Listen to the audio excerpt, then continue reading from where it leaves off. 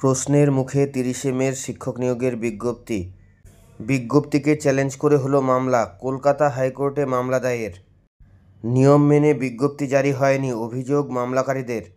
বিজ্ঞপ্তি অবৈধ, আদালতে জানালো মামলাকারী। বয়সের ছাড়ের বিষয় নিয়েও প্রশ্ন তোলা হয়েছে। কলকাতা হাইকোর্ট মামলা গ্রহণ করেছে।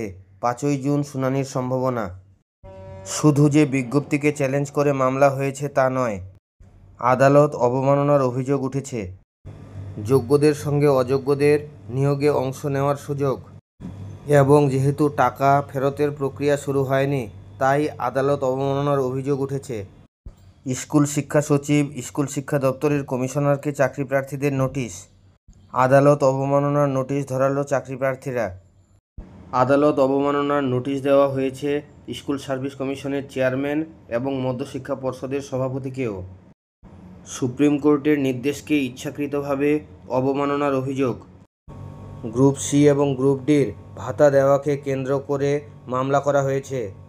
শ্রম দপ্তর থেকে সোশ্যাল সিকিউরিটি স্কিমের মাধ্যমে চাকরিহারা গ্রুপ সিরা মাসিক ২৫,০০০ টাকা এবং গ্রুপ ডিরা মাসিক ২০,০০০ টাকা পাওয়ার কথা ছিলেন।